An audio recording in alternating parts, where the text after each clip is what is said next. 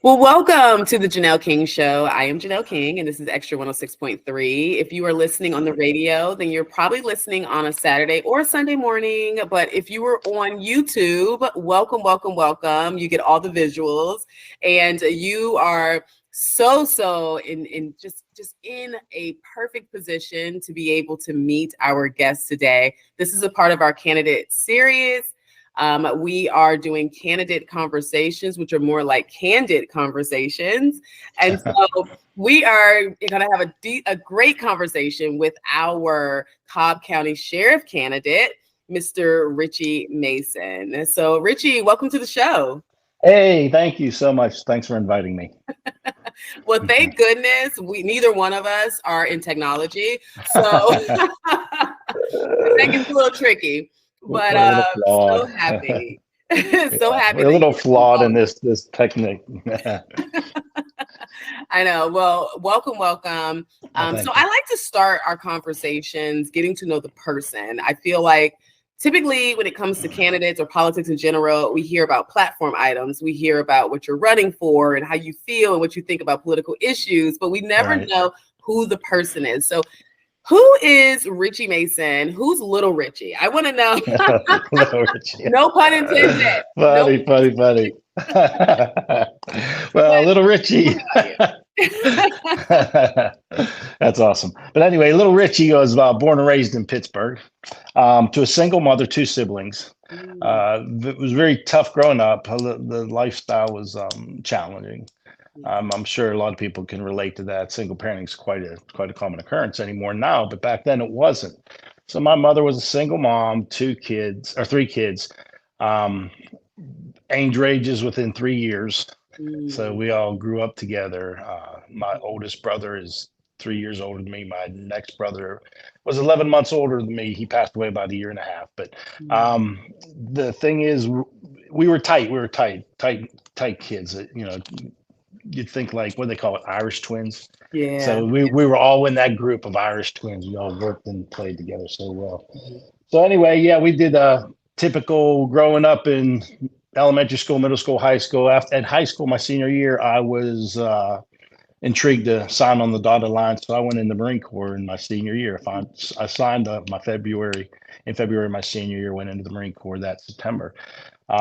Turned 18 right before I went into boot camp and started my Marine Corps career there back in 82 to 88. While I was in there, I became what they call the guide of the platoon. So I had 63 men that I was responsible for getting through boot camp. Wow. So it's at 18 years old, the leadership came out of me. And it was a natural thing for me to help these guys get through boot camp. So I was responsible, got meritoriously promoted out of there, and then went on to my A school, which was I was a military policeman / correctional officer. So I think my path was set at that point in my life. So in 88, I got out of the Marine Corps and I ended up at the Naval Air Station off of Windy Hill Road. So there was a radar site over there. So I got out of there, immediately started applying for law enforcement positions. Imagine that. So applied for Cobb, Marietta, and Department of Corrections, which I was familiar with all of that. So Department of Corrections hired me at 23 years old and started my career in law enforcement way back in 88. So that, long story short, that was 35 years of law enforcement that I did, which included Cobb Department of Corrections, Marietta Police, and Cobb County Police, and also Cobb County school system. So I'm tenured, pretty well educated, pretty well trained. I think that I've learned the lessons that need to be learned, especially in corrections, which is applicable to the sheriff's department because that is a detention facility. So I learned that and also learned the streets. So that's really interesting. First, I have to say thank you for your service on so many levels, serving in the military as well as a correctional officer. I sit on the board of Department of Corrections right now. Love it. Yeah, hearing that was exciting to me. I don't think people understand how important that role is. And I don't think people really give enough gratitude and grace towards our correctional officers. So thank you for that. It's a challenging position. was actually the class leader for the whole series that I went through Forsyth down in the DOC school. So yeah, class spokesman, class leader. It was fun. It was fun. Oh, that's awesome. I want to go back to your childhood just a little bit because you mentioned, being in a single parent home, having 3 siblings. I have 3 siblings. I'm the middle child. Are you the middle child, or where do you fall? I'm the baby. The You're baby. the baby. Yeah, okay. Baby. Okay, awesome. So that being said, were you raised in a political home, or was it apolitical, or where do you feel like your values or your political perspectives were shaped from home? Or thank you so much for joining the show. Please remember to like, share, comment, and subscribe. And don't forget to hit that notification bell so you'll be notified every time I upload new content. Now back to the discussion. Or where do you think where do you fall? Well, at a young age, my mom, my whole family grew up as Democrats. In Pittsburgh, that's typically a Democratic, what they call the workforce, the blue collar people were Democrats back then, which wasn't as pronounced as it is right now. The parties weren't as aggressive as they are now. I mean, it was a very laid back, real people never really had arguments about politics. They believed what they believed as a whole, and the community believed together, and they worked together. But I grew up in a Democrat home, and they were very strong Democrats at that. So that's where my interesting my political basis came from. But as I grew older and got in the Marine Corps, I sort of decided on my own which direction I wanted to go. And, to be honest with you, I love my family, and I listen to them. I'll listen to them and what they have to say and what they're thinking. But I'm leaning more towards the right because of my current beliefs and things that should be done. I like that you said that. I was raised in an apolitical home, and so I didn't have any of the political conversations around me, which I thought was beneficial. But to your point, I do think that having both sides of the spectrum is a benefit because now you can understand it from both perspectives. So I actually like that, particularly when it comes to law enforcement, because I think there is a stigma that is on law enforcement. And I did an interview with Ashley Henson, who's running in Paulding County. Right. Yeah. And so and that's one of the things we talked about, but I want to talk about that with you a little bit. How do you overcome some of the stigmas and narratives that are placed in on law enforcement as a whole? I think the embracement of the community and show them that you actually do care instead of being self-centered, self-righteous, and, self-gratification. I think in Ashley, I can see that in Ashley as well, but that's the foundation you should put. And I tell everybody on this trail, I said, Lady Liberty has a blindfold on. There's no judgment there. You should take people from the heart. I mean, I don't care what you look like, where you come from. You need to listen to people, and you need to embrace their thoughts because everybody has different thoughts. And I think that's where we go wrong in today's society is everybody wants to instill their beliefs on other people. Why can't you sit back and listen to what somebody else that has to say? It might spark something for you to, ponder with or research. But I was at a meeting with Rich McCormick last night, and that was his topic. He said, let's all think individually. Let's gather our thoughts together, and let's create a positive narrative. And that's essentially what he said. But, it's to the point where people get so political and so divisive on things that they believe in, and they want to instill them on you. You can't do that. You can't try to instill your beliefs on other people. You got to be very nonpartisan, as it says, very nonpartisan, and listen to everybody. I agree 100%. And I mean, discourse is not a bad thing. That being said, and having that individual thought process, I would like to know your thoughts on some of these, some national things that are taking place that are related to what you would be doing and what you've been doing. And let's talk about crime as a whole. It depends on where you are in Georgia. Crime looks different. Right. So in Cobb County, would you say that crime is a major issue as it relates to criminal crime or white collar, or what do you see as it relates to crime in Cobb County that we should be aware of? Well, my thoughts are society's not getting any better. And my spiritual beliefs is the enemy's attacking us. So, and with that perspective, I think the world as a whole is, I mean, we're not getting any better. We're not combating things. We're resisting things. We're not trying to combat crime. And help these people that, I mean, drugs is a big thing, obviously, right? And that's something that you can look at the borders at, you can figure out where it's coming from. You can disseminate where your belief is on that. But one of the big things in Cobb County is, and this is one of my talking points, is that's trying to eradicate sex trafficking and human trafficking. I think that's one of the biggest things in Cobb County that nobody really pays attention to.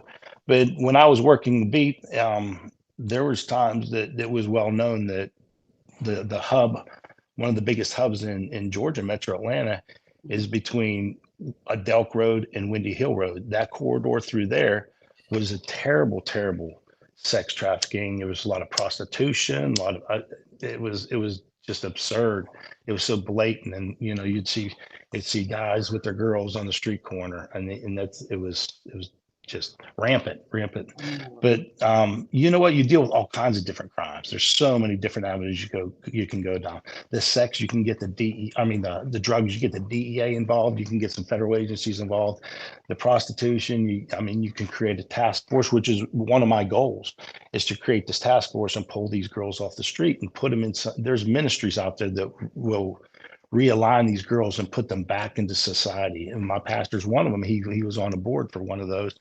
And all they did is they brought them in, loved on them, try to teach them right. You know what? You can lead a horse to water, but you can't make them drink. But you know what? It's a ministry that I think is needed out there in this world today.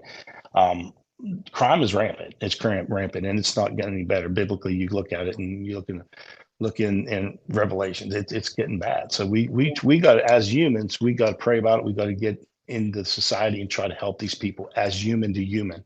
I mean, you can take the badge off all day long, but you better have a heart that's going behind that badge to help people.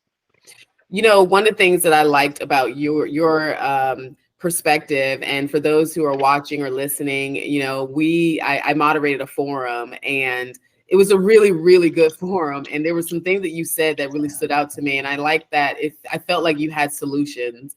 And so that being said, there's a topic that's pretty big nationally. It's not talked about like a trending topic, but it is being talked about, and that's legalizing sex work.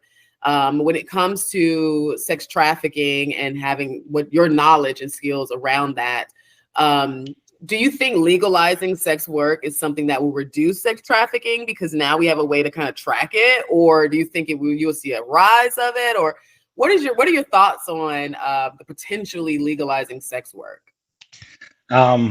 There's two sides of that. Morally, I think that's absurd. I mean, I wouldn't endorse that at all. I mean, it's in my faith-based life and things that I believe in my life, in my biblical beliefs. I don't think that's right. You could also look at it, and this is the other side of the coin: is it financially responsible? Are you going to be? It's just like drugs. Are you going to legalize drugs? Because it's still going to kill people. So, I mean, sex trafficking, I wouldn't condone that. I think morally, society is going the wrong path with that, and Okay. I just don't think it's feasible. Okay. And so let's continue on talking about Cobb before we get into your race. When it comes to Cobb County as a whole, the demographic is really a melting pot. I think there's a good mixture of a lot, and being able to do community policing as well as race relations is something that's a big talking point around policing.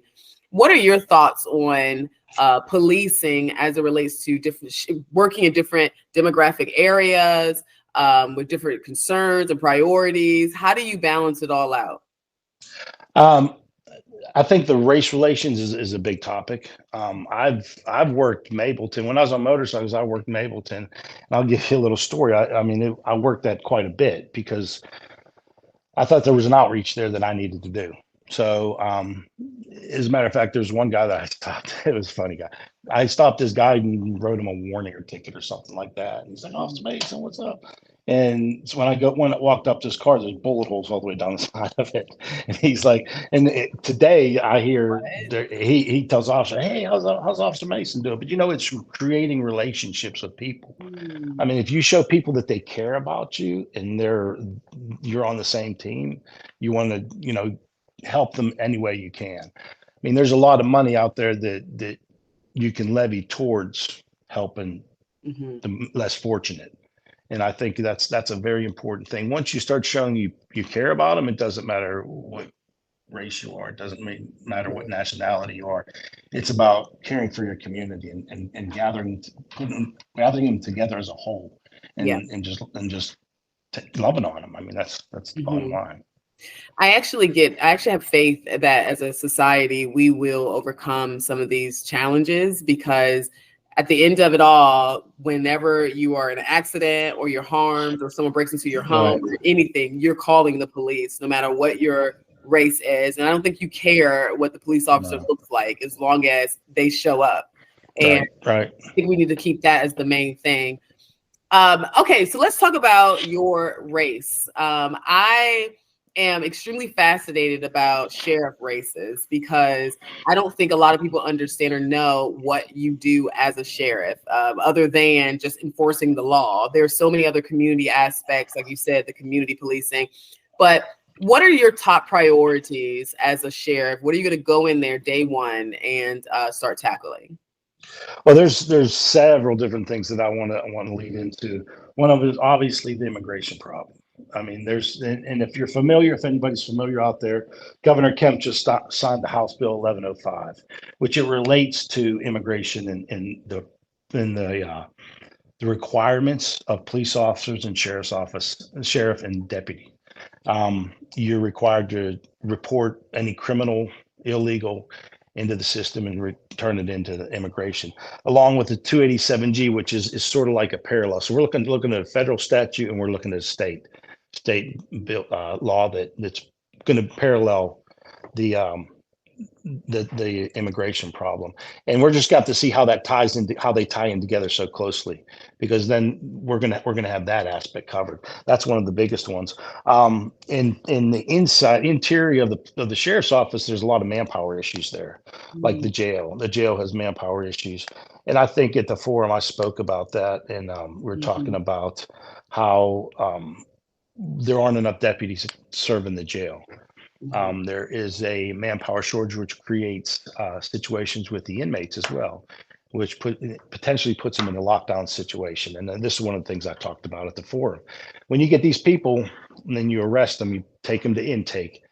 Those people are innocent until proven guilty. Right. They're not criminals. Right. They're not going to prison. They're innocent. They could be your brother, could be your sister, could be your son, daughter, anything. But the fact is, if that person can't bond out, or they have no bond, they're going to put that person in population. So that person getting put in population, they're going into a cell. They're going into a pod. And if you have a manpower shortage, there's potential for them to be locked down 23 hours a day. And I think you're familiar with that with the DOC. With you lock them down 23 hours a day because of manpower issues, and that's like almost, to me, that's barbaric. I mean, if you have the people to put in the jail and utilize your primary responsibility as a constitutional officer, as a sheriff, I think that's your primary job, is to take care of the jail and the people in the jail, both deputies and inmates. How would you address that? There's, I don't want to, I'm a person that doesn't want to really talk bad, but there's a lot of people a lot of deputies being put on the street right now that shouldn't even be on the street. They shouldn't be out there riding around in cars. There was several cars bought at the beginning of this administration to put these people on the street and have them work the street like they're police officers. But that's not the primary responsibility of the sheriff. The primary responsibility of the sheriff is to maintain the jail, courthouse, and civil process and criminal process, the field operations division. So what I would do is I'd pull those guys off the street and say, okay, we got to man the jail first. We got to safety and security, key control for the jail is my utmost priority. get those people safe, keep them safe, because deputies as well as inmates can be injured or killed in that jail. And also that also relates to deaths in the jail. Because if you don't have enough manpower to watch these people, they have 23 hours a day in their jail cell by themselves. You have no eyes on them. If you can open the doors and put them in a common area, then you can sort of figure out what's going on if you have the manpower to do it. Okay, so having more deputies in the actual jail will allow you to when you bring in new people, like you said, that have not been indicted for anything. Right. You'll have the manpower to be able to watch everyone, so that they won't have to be on lockdowns. Basically, what you're saying, correct? Yes. Yeah, because also the intake area. It's a very slow process right now. It takes an hour to an hour and a half to process one person in. It should never take that long. Right. So getting those people out of the intake area is also relieves some of the manpower issues. Okay, I love that. What are there any other ideas that you're planning to implement or address as Cobb County Sheriff? Probably the biggest thing is reduce the spending. Okay. The spending is tens of millions of dollars over budget, and I don't think the taxpayers should take care of that bill. You can't buy things that are frivolous to your department. I mean, you buy you buy 30, 40 vehicles sitting in the backyard. That's not practical. The outrageous spending is just it's just not acceptable. Probably another thing is there's what we call duplication of services. When the police department has a service that they're offering, and I'll give you a prime example because I came from motorcycles. They have motorcycles there, plus the sheriff's office puts motorcycles on the street. That's duplication of services. It shouldn't be like that. It should be the police department's responsibility to handle the streets, handle all the 911 calls, handle the traffic control, the speed. I did fatality accident investigation and I did motorcycles. So that's a unit in itself. So there's no reason for another unit comparable to what you have to have the same units. So those duplication of services probably really a big part of bringing people back into the jail, if that makes any sense. Yeah. There's several other internal problems that I will encounter or I will address is mental health. Mental health is an issue. Mental health, it comes from many different avenues. It can come from genetics. It could come from drugs. It could come from the environment. It could come from anything. But mental health, if you think about it, mental health is probably one of the basis on the deaths in the jail. I mean, you got people that just aren't taking care of themselves. They come into the jail and it's a different environment. They just aren't comfortable there. There's a report there was three suicides in 2 weeks at the jail.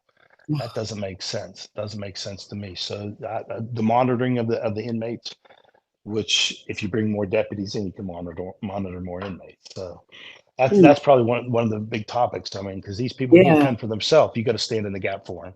Right. I love that you're talking about that. I don't think we talk about mental health as it relates to the county or the county jail, where as you are encountering people who may be in prison for let's just say 3 days, but in those 3 days they haven't taken any medication, and you don't really know what is going on as it relates to them mentally. So that can endanger a lot of people, including the person. But let's go back to the budget for a little bit, because I didn't know that the sheriff had some jurisdiction, so to speak, over the budget. I thought that was the county commission. So as a sheriff, do you just control in-house spending? Are there other aspects of the budget that you will control? Well, first of all, I would never approach the county commission for additional money. That's one thing that's been done. You don't do that. If you created a budget, you learn to work that budget. There's no reason for you to spend more. And there's several other things that I don't want to get into that have been bought for this money and this money and this money. I mean, why do that? There was a requisition for, I think it was almost $20 million. Why would you try to get $20 million for what? But there's a theory behind that, and it's more of a self-gratification thing. Okay. There's no reason if you created a budget and the sheriff's department creates its own budget, it can go to the board of commissioners at any time, say, hey, I need this, I need this, I need this. As long as they sign off on it, they're golden. But there's no reason. You set your own budget, you articulate where everything is going to go, and you stay within your budget. There's no reason to go for tens of millions over your budget, because Right. that's a direct impact on the Mm-hmm. taxpayers. What is a healthy budget for the sheriff department? Like a total number. Well, I've seen it go from 100 million to 120 million to 109 million to 105 million. So we're looking in that area somewhere in that. But I'd have to get an office and I'd have to figure out where we can cut some of those wasteful spendings and the over budgeting. I think that's fascinating. That I'm just now hearing about this. Scary, huh? No, it is scary. I don't, and this is the reason why I'm really, really enjoying these candidate series, because when we think about our local races, oftentimes we don't know what to expect from our local candidates because we don't understand the role or what they do. So from your perspective, what would you say is the definition of a sheriff? Like, what is your role? He's the leader. He's the leader of the sheriff's office. He is the one in charge of making the budget, making people accountable for their actions. It's not even a supervisory skill. It's a leadership skill. And mine goes all the way back to boot camp. I've had several, and I tell my people this, you don't have to have stripes on your sleeve or bars on your collar to be a leader. You can be a supervisor, but you aren't necessarily a leader. I worked for a lot of supervisors throughout my career that should have never pinned the stripes on or put those bars on. So you got to become a leader, and you got to show your people, one, that they care, that you care for them. Because if you show them that you care for them, they're going to go 110% for you. So the people in place at the sheriff's office right now are very, very knowledgeable of their jobs. They're very knowledgeable of what needs to get done. So you show them that you're going to provide for them, that you support them, you stand behind them, and you lead them at the same time. You put your boots on the ground before they do, and show them what a leader is, and show them that you care about them. That's a spot right there that is it's not touched that often. You got to show these people you care. I know people that have told me that they have never seen the sheriff in the jail. So I mean that's something that, and working DSC, that the more that you interact with people, the more respect you get, the more calming effect that you have on people. And that's my goal, to put this face in that jail with my people, show them that I care, that I got their back, and also I'm leading. So. I love that. There's a understanding that, as long as you comply, everything will be fine. And this goes back and forth between, whether or not it has to do with, just the actual, the initial interaction. But it also has to do with people who, let's say you were arrested or pulled over, you're arrested, you're going to go to the sheriff's office, you're going to be taken into custody, I should say. And then once you're taken into custody, you are now put in a position where you now have to, kind of sit there, see how everything goes as in general. There's a transparency, there's an accountability aspect of this that I think sometimes gets, taken out of context. But as it relates to being a sheriff and being in the sheriff office, where do you stand on accountability and transparency? And I'm going to pause there because I see I've lost your video. I wanted to get the question out so I can edit. Okay. Yes, we got time. We're going so good. Why is it doing that? I know, it's so weird. But don't worry, we can edit this out. Okay. Let me see if I can. That was weird. I know. Okay. So wait a minute. Where are we at here? Okay. Okay. That's wrong. All right, cool. I'm going to start over so that it's not that question. But I do that for a marker so I know when to edit. Okay. So my question is centered around transparency and accountability. I do everything I'm supposed to do. I still find myself in jail. How do I, what type of transparency and accountability can I expect from the Cobb Sheriff Office? You'll be the Cobb Sheriff's Office will be driven by the law and for the law and maintain the law within the jail. And I'll say one thing, that the transparency has to be immediate. You can't try to hide things. You can't try to fabricate things. You have to put things out there. Yes, granted, and it's so sad and it's so unfortunate, people die in jail, but you can't hide that. That's a pandemic almost, that people die in jail. But you've got to pull up your bootstraps, face the music, and address issues. You have to be transparent, because this isn't a perfect world. And the better and quicker that you get anything out that goes bad per se, Mhm. the better off you're going to shine. Because Yeah. if you have no control over it, then you have no control over it. But you got to be out there. So you're saying it helps to be more open rather than keeping it to yourselves. I think people feel like if I don't share everything, then it won't hurt me later. Right. But for you, you need to know immediately. Absolutely. I mean, if there's somebody comes in the back door that just drops from a heart attack, I mean, that has to be put Yeah. out there. I mean, you can't try to hide anything like that. But I think transparency is a very commonly used word, Hmm. and it's not really practiced completely. But yeah, if you have issues, you got to bring them to the front. You got to bring them to the forefront. People, the whole dying in prison or in jail, and the county jail. Thank you so much for joining the show. Please remember to like, share, comment, and subscribe. And don't forget to hit that notification bell so you'll be notified every time I upload new content. Now back to the discussion. So, I, having worked in corrections, I know that there's a lot that goes into that, right? To your Right. point, let's say someone walks in there and they have stage 4 cancer and you don't know, and you've just put them in a cell because you're just treating it like a regular traffic stop that went wrong. Right. And then they pass away within a couple of days, and now it looks like it's something that happened in the county. What do you think is going on when you see county deaths? Is that something that should alert the community, or what are we missing? What do we not know? I I think the given the facts of the matter that surround that death, I think that is paramount. And that's where should have a good public information officer that can get with the media and say, "Hey, I just want to let you guys know this happened. This happened. This guy came in. We didn't know he had stage 4 cancer.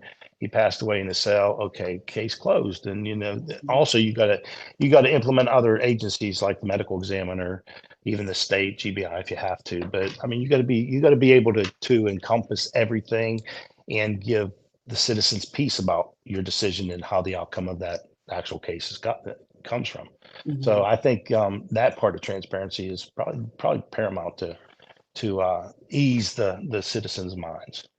And what strategies do you plan to implement to help reduce crime? I know that you are enforcing the law. However, there are definitely things you can do to help us to see a reduction in crime. So, what are some of your ideas?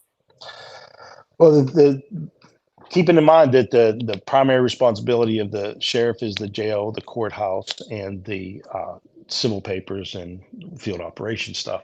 He's also in charge of the narcotics unit. So the narcotics unit is probably very active. That's probably one of the biggest things that the county's facing insofar as crime. And I would probably implement, and I've talked to people about implementing a sex trafficking, human trafficking unit with the narcotics unit. Create a unit encompassing all of that, so you make a bigger unit. And you don't pull as many people from the jail, but you have this unit that will go out there and target these specific crimes. Mhm. So, I mean, the 911 system is made for the police department, and everybody knows that we have a phenomenal police department in Cobb County. I will take nothing from them. I would let them continue their job answering the 911 calls, the accidents, or whatever have you. But because there's a lot of training involved in that, there's a lot of training involved in that. I don't want to put deputies on the street. They're going to Mhm. jeopardize their safety and create some litigation towards the county, the liabilities as well. Because Mhm.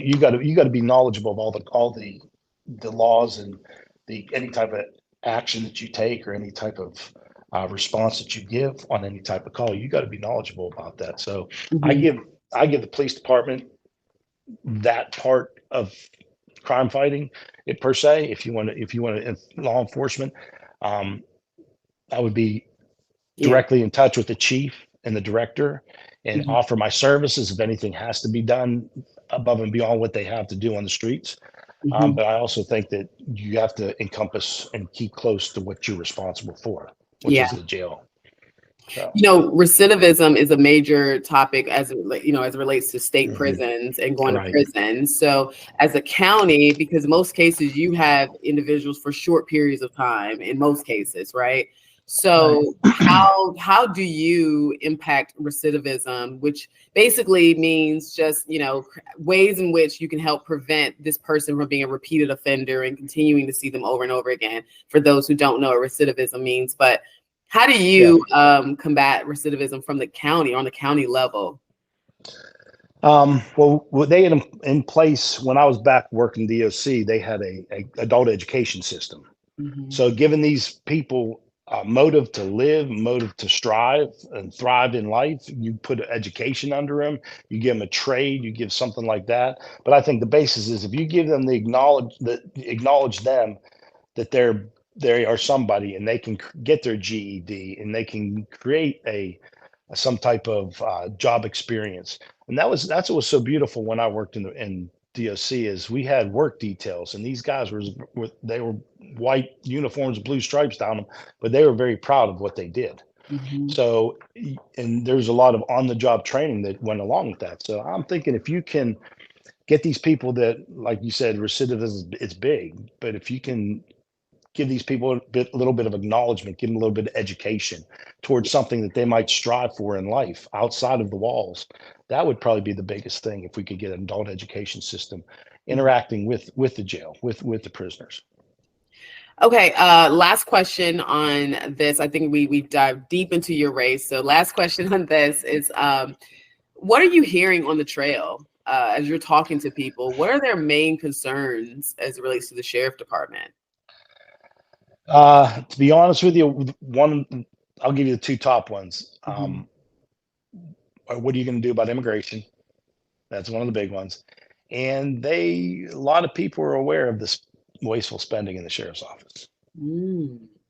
And the horse unit, everybody's asked me, why does Cobb County have a horse unit? I asked the Hey, same question. I mean, and they have, great point. well, you have six Clydesdales that aren't people. Yeah. They aren't people horses. They don't necessarily interact with people well. So you have six Clydesdales. And the question is always asked, where are you going to use six horses? I don't know where. I don't know what What the is the question. purpose of the horse unit as a whole? Like, why do in sheriff departments where it's necessary? Why? Where? I don't know. That's confusing to me. That's my question too. I mean, we don't have enough green space in this county to ride Right. horses. We have a county, we have a fair and a circus. Those are twice a year, and that would be it. But the problem is, you create a liability with those horses if you're around people. When they step on somebody or kick somebody, you're creating a liability. I think it's just a visual, to be honest Mhm. with you. I think it's just a visual accolades, a self, just creating something to, you know, Mhm. self-absorption. I don't know however you want to call it, but Oh my I God. just I don't think it's feasible. I don't think it's feasible. And it's very expensive to board those every month. Yes. It can Horses be are up to very high maintenance. like 40,000 a month to board those horses. So Yeah. there's I'm not. issues there. I'm not a real big fan of it. So I don't know why that's there. Is that something you can get rid of, or is it under contract? The horses are bought. The horses were bought. So we'd have to. So Horses were bought, the trailers were bought, the trucks were bought, and all to take care of the horses. And that's something that would have to consider maybe selling? Can you sell them?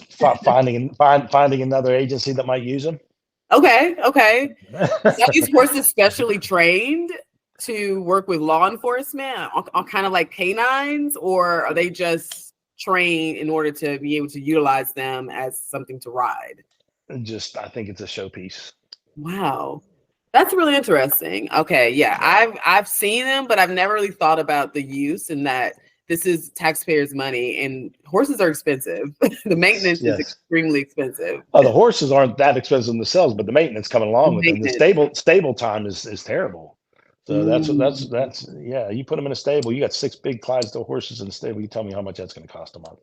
Oh my gosh, might be an issue. That's a great point. I'm glad we talked about that. I don't think I've ever talked about that with someone in law enforcement, because it's almost become just something you see periodically, but it's almost out of sight, out of mind. I didn't know Cobb had them, so right. Well, let's talk about, they used to have, the sheriff's office used to have horses, but the horses that were utilized were owned by the riders. The riders maintained them as personal horses. They brought them up to the fair and they stood in the grass parking lot. Never really interacted with the people, but they weren't reutilized very much at all in public safety. So, but those historically, the ones that used to be there were owned by the riders. So they did all the stall fees and they did all the stall maintenance and everything like that. So. I'm just happy, I'm happy that you can answer these questions.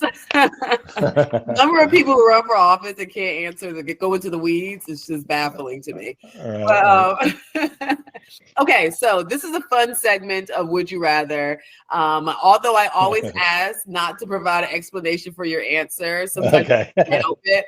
But we're going to start and just see how far we can go. All right, first question.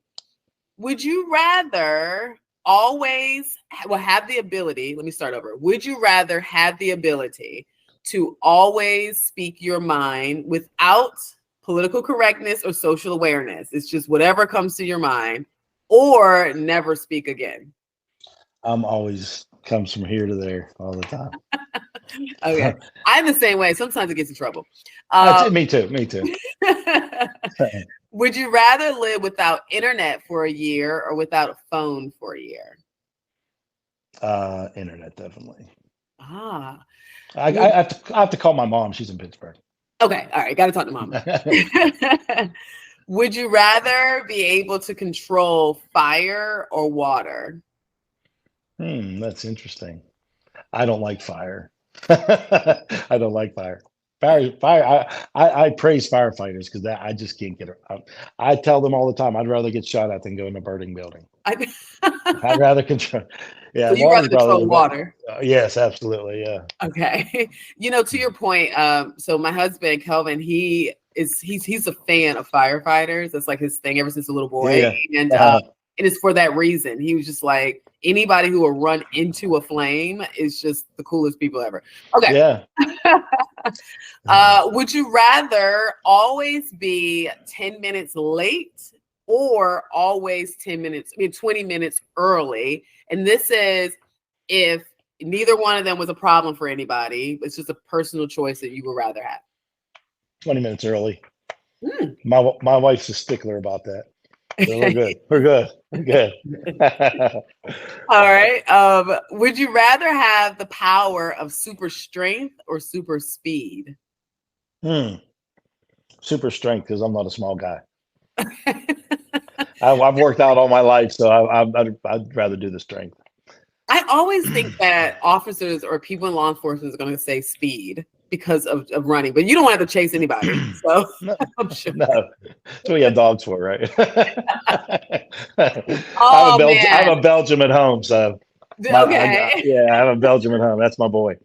I am so fascinated by canines. Oh my goodness! Beautiful. Like Belgians are incredible. I know. If I wasn't in love with Rhodesians, I would probably have one. But thank you. Before you go, I want you to share, how can we follow you, and just any last thoughts that you want to send to people that live in Cobb County as to why they should vote for you. Okay, well, I'll start by saying that I have a 35-year history of law enforcement in this county. I've done just about everything that you can think of. I've done K9, EMT. I was on the SWAT team. I was school resource officer. I was uniform patrol. I did accident fatality investigations. I did motorcycles. I did.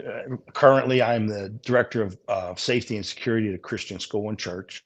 So I have a pretty extensive background. My training supersedes anybody in the race. I'll tell you that right now. My experience, 35 years, is far better than anybody in the race. Nobody can touch it, to be honest with you. I mean, I'm humbly saying that, please. I'm humbly saying that. I love people. I want to treat people right. I want to serve people the way they're supposed to be served. I want to be out in the community shaking hands. What they say, shaking hands, kissing babies. Right. But that's my heart. You can come to my school right now, and all my babies, I call them my babies, until 3:30. Then their parents pick them up. But anyway, there's just an adoration. It's just great. I mean, you got to love kids to love society, because they're the future, and you got to love people. I mean, because this job, being a sheriff, is not about being self-centered, be self-righteous, putting your name on the side of the car. I'm sorry. But anyway, doing things to make yourself look better. Right. That's not what the job's about. It's a service job. It's like Lady Liberty, put the blindfold on, let's serve the people. Love on people, care about people, embrace people, and even in their darkest hours. Yeah. You got because actually, I don't know, I didn't say it, but my continuing education was in funeral service. I went to mortuary school. So that's a ministry. That's a ministry for me as well. And that's where my heart is, taking care of people. So if you want somebody that's going to take care of you, you're looking for Ricci Mason. I'm the one that's going to give you my heart. I'll cry with you. I'll laugh with you. I'll bleed with you, but I will be there for you. And you can ask the other day, just a real quick short story. My phone rang and I didn't recognize the number. I said, "Who is this?" My wife said, "Answer it." So I answered it, and it was a girl. I think she's about almost 30 now. When she was 16 years old, I impacted her life for the rest of her life. And she was going down the wrong road of drugs and alcohol. She now is a parent. She's on the straight path. She's a gym trainer. And she called me. She said she saw my sign on the side of the road, and she called me just to thank me for who I am. And that's not a self-righteous thing or self-gratification. That's me. That's me. Yeah. So anyway, May 21st is election day. I wish and hope and pray that people would understand that if you get me, you're getting the real deal. I'm not fake. I'm not going to be hiding anything. I'm going to be transparent, and I'm going to be for the community. So love that. I love that. And how do they find you? Like, what's your website and all that? Yeah. My website's Ricci for CobbSheriff.com, and it's RICCI FOR CobbSheriff.com. And that's where you can look at my website. I also have Facebook and Instagram, so you can also comment there. Like and share on Facebook, please. Ricci for Cobb Sheriff. And you can see everything. My wife did a video. Really? It is impactful for you. Crazy. Wow. I just saw now I gotta go find it. Like an hour ago. I just saw it like an hour ago. I was like, wow. That's so. I mean, we have to bring you on to talk about marriage and family. Well, just to know that you have people so close to you that support you so fervently. Yeah. And your wife is like pushing. When I give up, she's still pushing. Yeah. So, and she did a video today. I'm like, oh my goodness. What was it that touched you? Was it just her transparency? Well, her belief in me. Oh, that's awesome. And actually, she told that story of the girl calling me on the video. That's what made me think about that. But anyway, yeah, it's you get what you get, and this is what you get. I served you for 35 years. I want to do another 4 at least, just to show you that we can prove that law enforcement is not bad. Yeah. We are good people, and we are here to serve you as good people. And I will hold people accountable if they don't. I love that. Oh, thank you so much, Ricci. You're welcome. Thank you. Thank you for having me. Oh, you're so welcome. I would love to have you back after the race, and definitely, absolutely. So that you can share some of the things that you're implementing and just keep that going. I'm on a conquest to make sure that people understand the importance of local elections, local races, and our local candidates, and even after being elected, what you're doing to stay connected to the community. So thank you.